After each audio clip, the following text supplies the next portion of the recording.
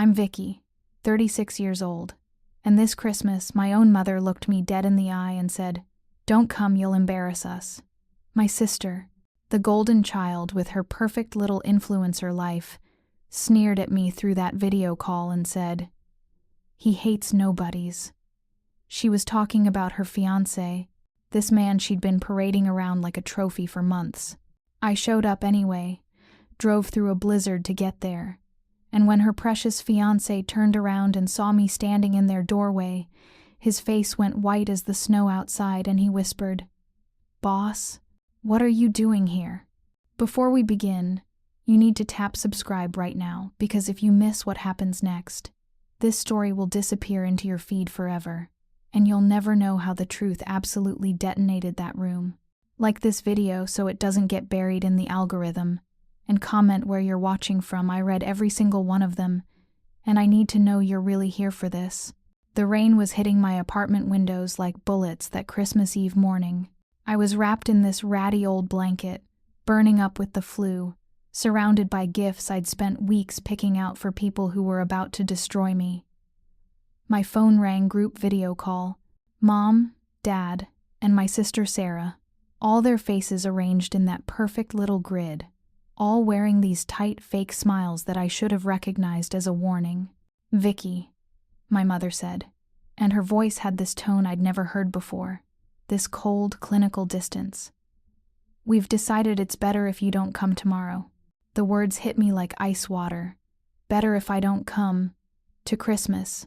To my own family's Christmas. I felt my chest tighten, like someone was squeezing all the air out of my lungs. This was my family. These were the people who were supposed to love me unconditionally, who were supposed to want me there regardless of anything else. "What do you mean?" I asked, and I could hear my voice cracking like I was 12 years old again, like I was that little girl who used to hide in her room when they fought, who used to think if she was just good enough, quiet enough, perfect enough, they'd finally see her worth. Sarah leaned into her camera, and the cruelty in her smile was something I'll never forget. It was deliberate, calculated, designed to cut as deep as possible. "Julian moves in circles you wouldn't understand, Vicky. High-powered people, successful people. It would just be awkward." Julian, her fiancé of 6 months, this man she'd met at some networking event and had been obsessing over ever since. I'd never met him, but I'd heard about him constantly, how sophisticated he was, how he worked in finance, how he was taking her places she'd never been before. The way she talked about him, you'd think he was royalty instead of just another guy in a suit. "You're calling me nobody," I said, and it wasn't a question. It was a statement of fact, a recognition of exactly what they thought of me. "I'm calling you realistic," Sarah shot back, and there was this venom in her voice that I'd never heard before. "You work as a secretary somewhere. You live in that tiny apartment. You don't understand the world he comes from. You don't belong in those circles. A secretary." That's what they thought I did. For 5 years, I'd let them believe I was just some administrative assistant at a small company, someone who answered phones and filed papers and lived paycheck to paycheck. I'd never corrected them because I wanted to be loved for who I was, not what I had. I wanted authentic relationships, real connections. I wanted my family to care about Vicky the person, not Vicky the bank account. But sitting there, fever burning through my body, watching my own flesh and blood write me off as an embarrassment, I realized how catastrophically stupid I'd been, how naive, how utterly, completely foolish to think that people who judged worth by bank statements would ever see value in authenticity. Because while they were dismissing me as nobody, I was actually the CEO and founder of Vance Sustainability Solutions, a company I'd built from nothing into a multi-million-dollar operation. I was the person who'd been quietly paying their mortgage for 3 years when Dad lost his job. I was the one who'd funded Sarah's entire influencer lifestyle, buying her the equipment, paying for her apartments, subsidizing her whole fabricated online persona. I was their secret benefactor, and they were calling me their shame. The irony was so bitter I could taste it. Every designer purse Sarah flaunted on Instagram, I'd paid for it. Every exotic vacation she posted about funded by me. Every perfect little setup in her apartment that made her look successful online. All of it came from my money, my success, my quiet generosity that I'd never asked them to acknowledge. "Vicky, don't make this harder than it has to be," Mom said, and there was almost a plea in her voice, like I was the one being unreasonable, like wanting to spend Christmas with my family was some outrageous demand. "Maybe next year when things are more settled." When things are more settled. Translation. When they could figure out how to keep taking my money without having to include me in their lives. When they could maintain the fiction that they were successful on their own while still cashing the checks I sent them every month. I hung up. My hands were shaking. Whether from the fever or the rage, I couldn't tell. The silence in my apartment was deafening. All those carefully wrapped presents sitting there, mocking me. Hours of thought and effort put into choosing things they'd love, things that would make them smile, things that showed how much I cared about them despite everything. My phone buzzed with a text from Sarah. "Stop making this hard. You're selfish." Selfish. I was selfish for wanting to spend Christmas with my family. I was selfish for not gracefully accepting my exile. I was selfish for existing in a way that might inconvenience them or threaten their carefully constructed lies about who they were. I was so angry I could barely see straight. The fury was like a physical thing, burning in my chest, making my hands shake and my vision blur. I went to delete her message and accidentally opened my work email instead, and there it was, an automated HR notification about our new CFO starting after the holidays. Julian Rutherford. Julian Rutherford. My sister's fiancé wasn't just in my industry. He was about to be my employee. They'd uninvited their own boss to Christmas dinner. The cosmic joke of it was almost beautiful in its perfect, devastating irony. If you've ever been the quiet one your family underestimated, you need to subscribe right now. The next part changes everything. And if you don't, you'll end up hearing the ending from someone else's comments instead of feeling it yourself. Don't let this story slip away from you. That night, lying in bed with a 102-degree fever, something crystallized in my mind with perfect, painful clarity. I'd spent 5 years being small, being humble, being forgettable, and where had it gotten me? Banished from my own family's Christmas like some embarrassing relative they had to hide from polite society. I'd been playing a character, struggling Vicky, poor Vicky, nobody Vicky, thinking it would make me more relatable, more lovable, but all it had done was give them permission to treat me like I didn't matter. I'd made myself so small that they literally couldn't see me anymore. I called my assistant at 2 a.m. "Miranda, I need you to book me a suite at the Four Seasons for Christmas Day. I need a car service, something impressive, S-Class or better, and I need you to call legal first thing in the morning." "Ma'am, are you feeling all right?" she asked, probably hearing the fever in my voice, the edge of something dangerous and determined. "I'm feeling clear for the first time in years," I told her, and it was true. The fever had burned away all the excuses, all the rationalizations, all the desperate hope that they'd somehow magically start seeing me as worthy of basic respect. By Christmas morning, I was armed and ready. The fever had broken sometime around dawn, leaving me weak but determined, like I'd been through some kind of purifying fire that had left only the essential parts of me behind. The Four Seasons suite was elegant, quiet, and expensive, everything my family thought I couldn't afford. The car was waiting downstairs, a sleek black Mercedes that cost more per day than most people's rent. But the real weapons were in my briefcase. 2 elegantly wrapped gifts, and a leather-bound folder containing 5 years of financial records. Every mortgage payment I'd made on my parents' house, every loan I'd given Sarah that she'd never paid back, every shopping spree, every vacation, every Instagram-worthy moment I'd secretly funded, all of it documented, notarized, and calculated down to the penny. I'd had my accountants prepare a comprehensive family trust accounting, because that's what this really was, wasn't it? I'd been acting as their family trust for years, dispersing funds, supporting their lifestyles, asking for nothing in return except the basic dignity of being included. And they'd violated the terms of that trust by excluding the grantor from the family gathering. My phone had been buzzing with increasingly frantic voicemails from my family all morning, each one more desperate and angry than the last. "Vicky, you better not show up here and ruin Christmas. I'll call the police if you try to force your way in. You're being jealous and pathetic. Julian is important." Important. That word kept coming up. Julian was important. Julian mattered.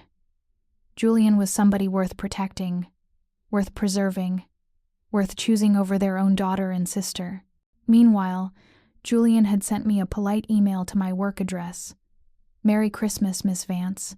I'm honored to be working with you in the new year and look forward to contributing to the company's continued success."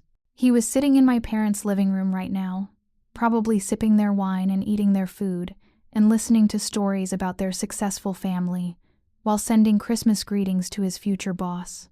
The boss his fiancé had banned from the same gathering. The boss who'd been secretly funding the lifestyle that had attracted him to Sarah in the first place.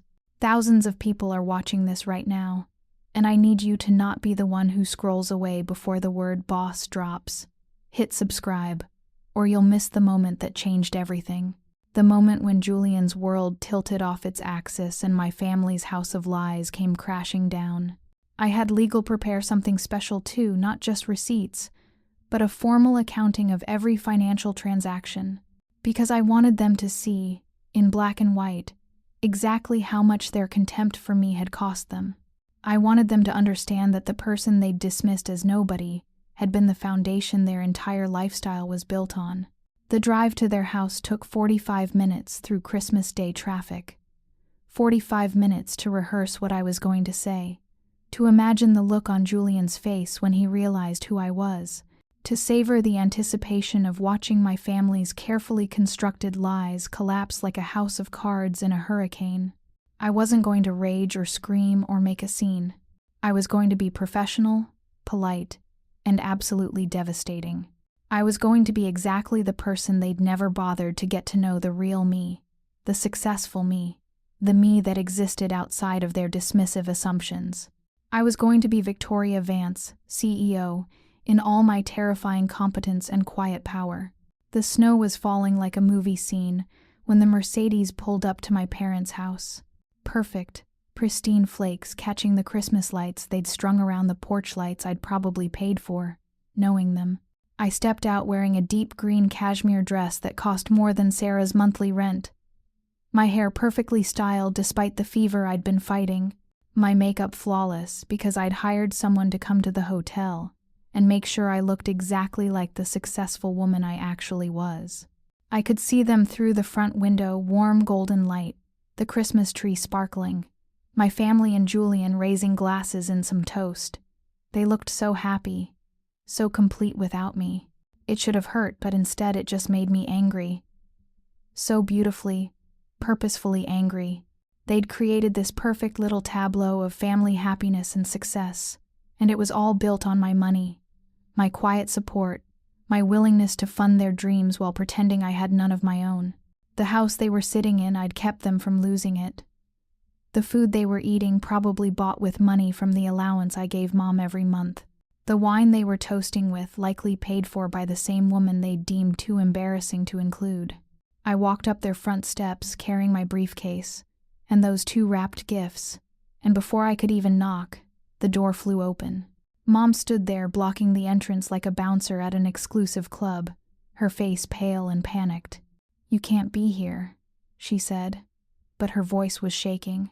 She knew she was in the wrong, knew this was cruel and unusual even for them, but she was still willing to stand there and defend their right to exclude me.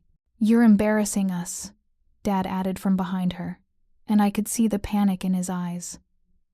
Not embarrassment panic, because some part of him knew this was wrong, knew they were crossing a line they shouldn't cross. Sarah appeared in the hallway, her face flushed with wine and outrage, wearing a dress I'd probably paid for. "Vicky, what is wrong with you? We told you not to come. What is wrong with me?" as if wanting to spend Christmas with my family was a character defect, a flaw in my personality that needed to be corrected. "I'm just dropping off gifts," I said calmly, professionally, like I was making a business delivery. "I won't stay long."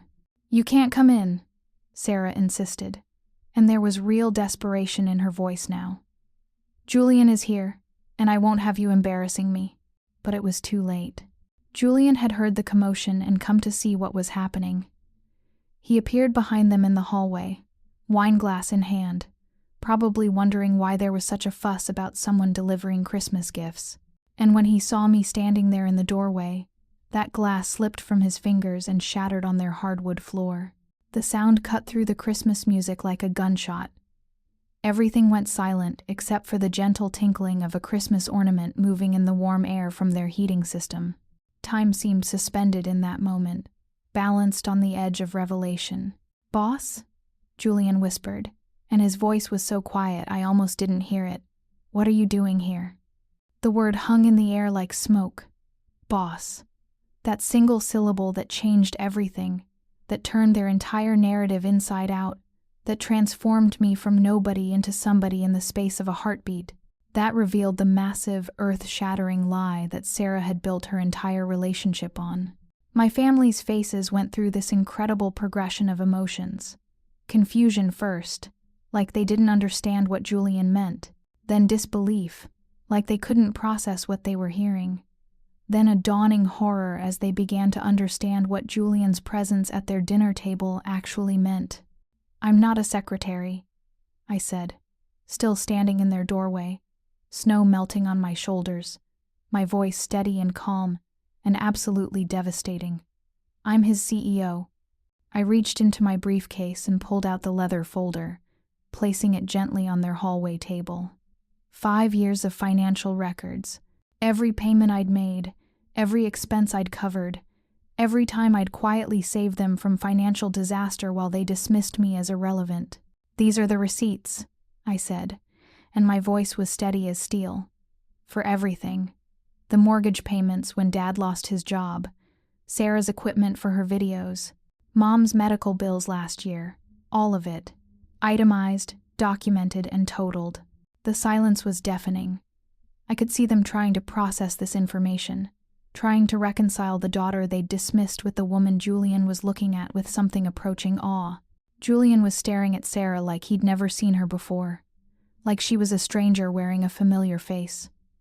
"You told me your family was wealthy," he said, and there was something broken in his voice. "You told me your sister was just some secretary who was jealous of your success." "She is just a secretary," Sarah said desperately. But the words sounded hollow now, pathetic. Like a child insisting on a lie that everyone can see through. "She's Victoria Vance," Julian said, and he said my name like it was something sacred, something important. "She's the Victoria Vance. She built a multi-million-dollar company from nothing. She's been featured in Forbes, in Harvard Business Review. She's one of the most innovative minds in sustainable business solutions." I watched my parents' faces as Julian recited my accomplishments. Accomplishments they'd never bothered to ask about. Success they'd never shown interest in. Achievements they'd never acknowledged because they'd never seen me as capable of achieving anything.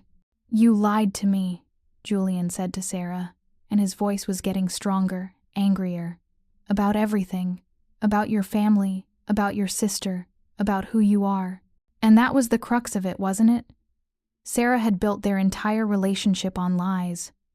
She'd presented herself as this successful, wealthy influencer from a successful, wealthy family, when in reality she was a small-time content creator being subsidized by the sister she'd dismissed as nobody.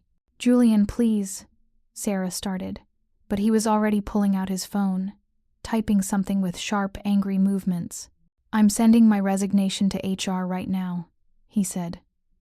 "I can't work for someone after what my fiancé did to her." "You're not resigning," I said, and my voice cut through the chaos like a knife. "You'll send that email Monday morning, and we'll discuss it then, like adults, like professionals, because this wasn't about him.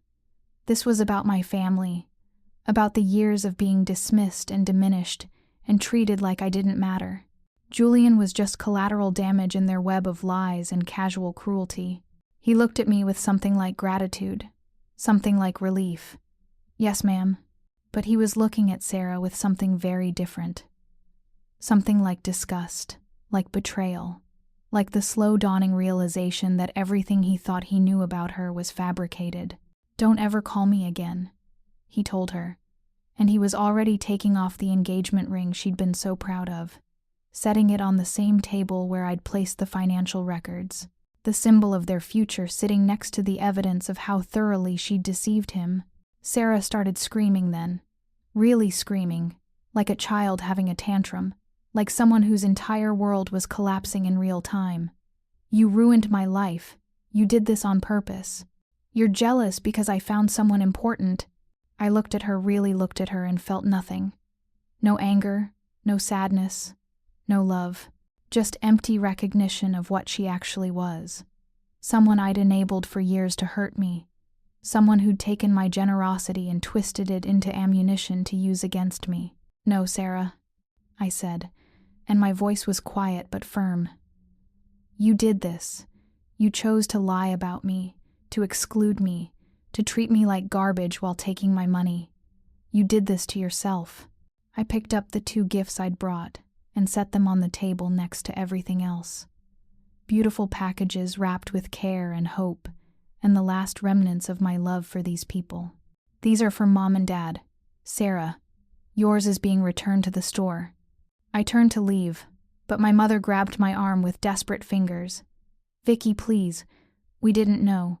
We never knew who you really were. You never asked, I said, gently removing her hand from my arm. In 5 years, you never once asked what I actually did for work. You just assumed I was nobody important because I didn't brag about it. Because I wanted you to love me for me, not for what I could buy you. And that was the heart of it, the thing that hurt more than all the rest. They'd never been curious about my life, never shown interest in my dreams or goals or accomplishments. They'd just accepted their assumption that I was unsuccessful and built their entire relationship with me around that assumption. We do love you, Dad said, and there were tears in his eyes, but they felt too little, too late. No, I said. You love what I can provide. There's a difference. I walked toward my car, and I could hear Julian's footsteps behind me, crunching in the snow. Miss Vance, he called. I'm sorry. I'm so sorry. I had no idea. I turned back to look at him, this man who'd gotten caught in the crossfire of my family's dysfunction. You're a good man, Julian. That's why I hired you. Don't let this mistake define your career. What about Sarah? He asked, and I could see he was struggling with the betrayal, with the realization that the woman he'd planned to marry had built their entire relationship on lies. What about her? I said. She's an adult. She'll figure it out. I drove away from that house, leaving behind more than just gifts and financial records. I left behind 5 years of being small, of being apologetic for my success, of trying to be loved by people who were only capable of loving what I could do for them. The immediate aftermath was swift and brutal, like watching dominoes fall in perfect, devastating sequence. Julian didn't resign. We had a long conversation the following Monday, sitting in my office overlooking the city, and I convinced him to stay. But I transferred him to our Asia-Pacific division in Singapore, fresh start, clean slate, as far away from the wreckage of his relationship with Sarah as possible. He's thriving there now, leading our international expansion with the kind of integrity and vision I hired him for in the first place. Sarah's world collapsed in spectacular fashion. The engagement ring went back to Julian, the wedding planning stopped overnight, and her perfectly curated Instagram life fell apart when she couldn't afford to maintain it anymore. The followers who'd been drawn to her luxury lifestyle content disappeared when the luxury disappeared, revealing how shallow and transactional those relationships had always been.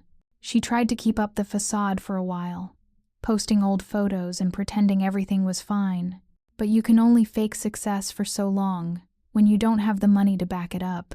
Eventually, she had to get a real job at a marketing firm, Not a glamorous one, just a regular job with regular pay and regular expectations.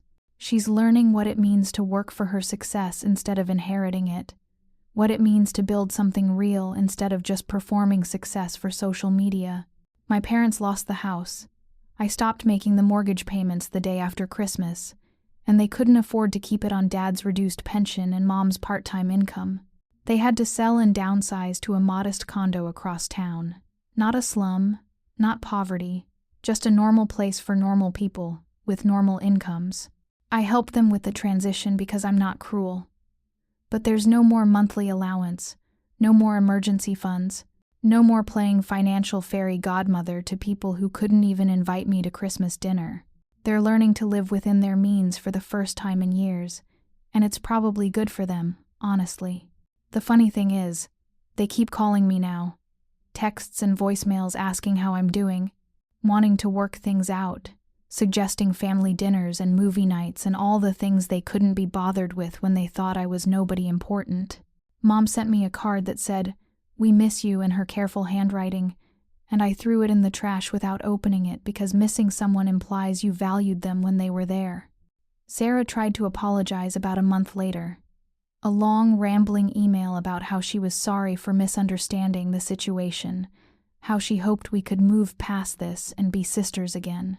She wanted to grab coffee, to talk, to explain her side of things, to somehow repair what she'd broken. I deleted it without responding because there are some bridges that can't be rebuilt once they've been burned to ash. Some relationships that can't be salvaged once the fundamental disrespect has been revealed. I'd spent years trying to earn love from someone who was fundamentally incapable of giving it, and I wasn't going to spend any more time on that futile project. The hardest part wasn't cutting them off. The hardest part was realizing I should have done it years ago. I'd been so desperate to belong somewhere, to have a family that loved me unconditionally, that I'd ignored every condition they'd placed on that love. The condition that I stay small so they could feel big. The condition that I fund their lives while pretending I couldn't afford my own. The condition that I accept being nobody so they could feel like somebody. I spent so many years thinking I was protecting them by hiding my success, but really I was just enabling them to treat me badly. I was complicit in my own diminishment, and that realization hurt worse than anything they'd done to me. I'd given them permission to dismiss me by never demanding they see me clearly. But pain is clarifying. Pain burns away all the things that don't matter and leaves only truth behind. And the truth is that I don't need their approval anymore. I don't need their love, because what they were offering wasn't love anyway, it was transaction. They loved what I could provide, not who I was providing it. 3 months after Christmas, I got a text from Julian in Singapore. Just a photo of him at some business dinner, smiling genuinely for the first time since I'd known him, with a simple message. "Thank you for giving me back my integrity." I wrote back, "Thank you for seeing who I really was, even when my own family couldn't." That's when I knew I'd made the right choice. That's when I realized that sometimes the most loving thing you can do for yourself is stop trying to be loved by people who don't deserve you. 6 months later, I was standing on the rooftop terrace of my downtown office building, watching the city lights twinkle like earthbound stars. It was our quarterly celebration, the thing I do for my team every few months to remind us all why we work so hard. Good food, good wine, good people who respect each other and build something meaningful together.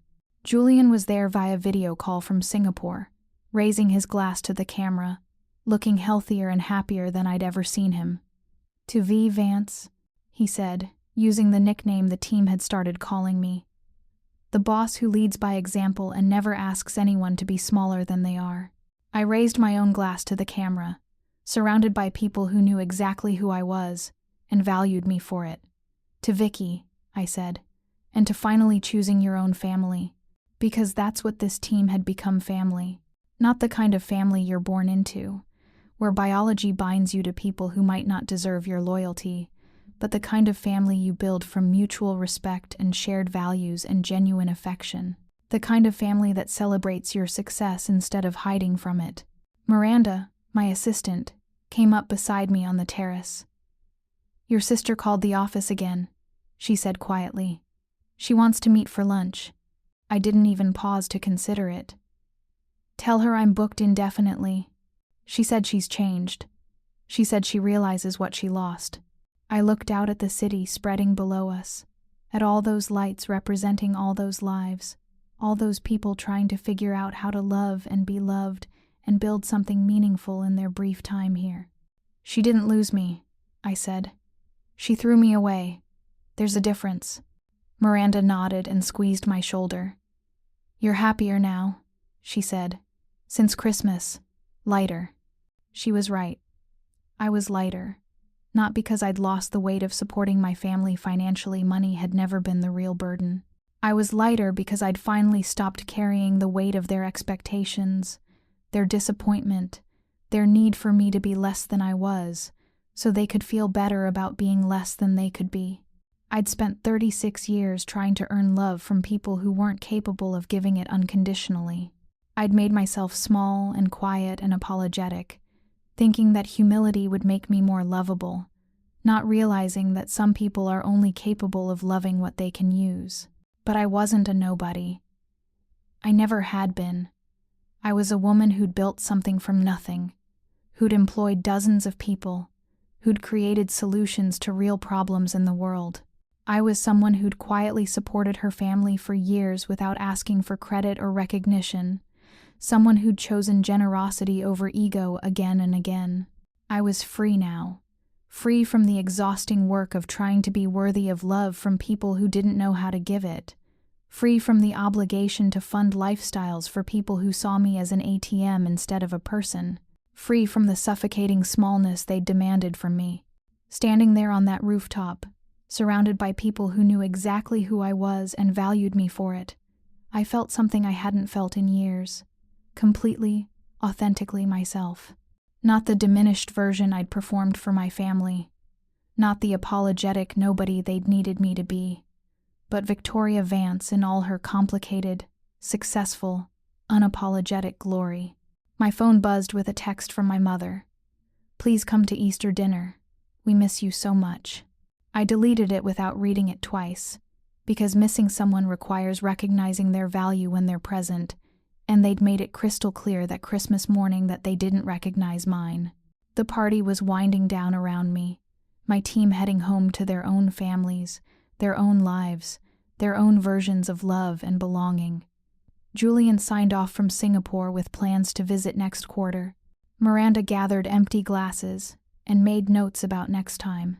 I stayed on the rooftop after everyone left, looking out at my city, my success, my chosen solitude that felt infinitely warmer than their forced inclusion ever had. I wasn't a nobody. I was free. And freedom, it turns out, feels exactly like coming home to yourself after a very long journey through other people's definitions of who you should be. The snow started falling again as I watched, soft and silent and beautiful, and for the first time since Christmas, it didn't remind me of pain. It just looked like possibility, like fresh starts, like the clean slate I'd finally given myself permission to write on. I wasn't their daughter anymore, or their sister, or their secret benefactor. I wasn't Julian's boss, or my team's leader, or Forbes magazine's rising star. I was just Vicky, standing in the snow, finally free to be exactly who I'd always been underneath all those other roles and expectations and performances. And that was more than enough. That was everything.